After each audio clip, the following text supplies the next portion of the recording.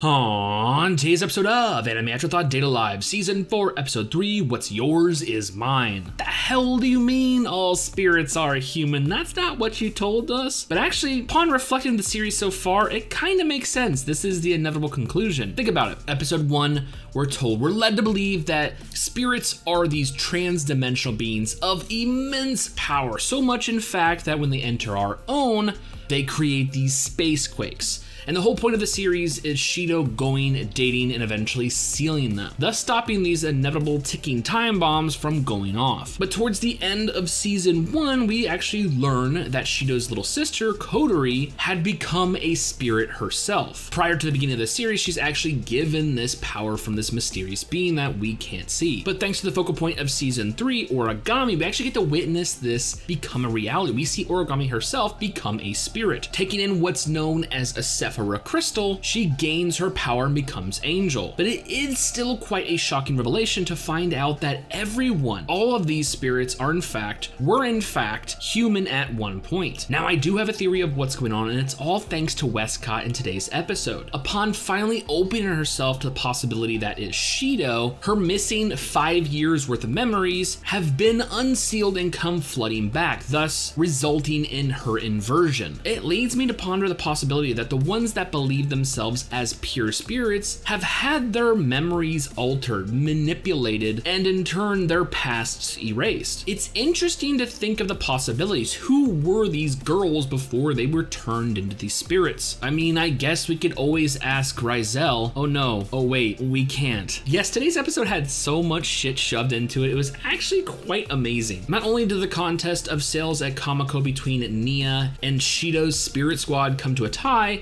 resulting in her actually reading this book, looking up into Rizel to see that this wasn't a work of fiction. This actually happened. She actually opened herself up. She fell in love with this 2D. You know, it's all been building to this moment. Not only all of that, we get to witness Nia's inversion. Like I said, the fact that her memories had been sealed, so torturous, so horrendous, that upon them flooding back, upon her regaining her memories, she was instant inversion. We learned thanks to, I believe it was season 2, and we see Toka goes through her inversion. It's based off negative emotions. So it was such a traumatic experience, she actually inverted instantly. But this was all part of Westcott's plan. Nia's escape, meeting Shido, and eventually opening herself up was all part of his plan to get the Qlipha crystal, the inverted power of the Sephira crystal. And upon absorbing that power into himself, he now has the demonic book Beelzebub. With his mission a success, it's time to leave. But before his departure, he decides to tell everyone his grand plan: the mass inversion of every spirit and the absorption of their powers. Basically, he wants to become a god-level character. Rounding out this episode is where we get the startling reveal. Thanks to Shido's last-ditch effort with Nia on the brink of death, sealing her seems to have spared her life, thus leading us to our post-credit scene, the reveal on top of the hospital. Interesting. This was a really good episode. Not only do we get some action, we see the return of Westcott, we learn what he's actually up to, what he's trying to get out of all these spirits.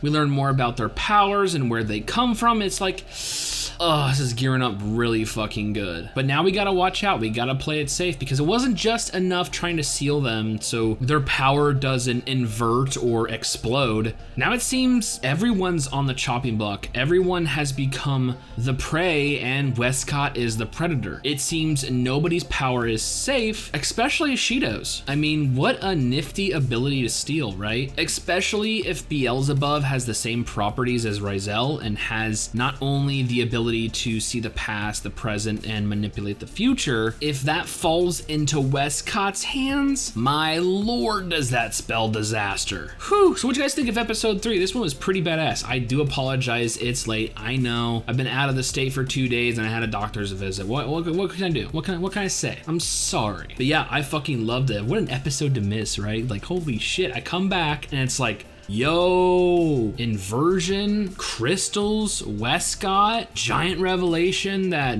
fucking everyone used to be a different person and maybe like their minds have been manipulated. Like that's a mighty big ass episode, right? Like, holy shit. Anyways, with all that being said and more episodes next week, I honestly cannot wait for future episodes.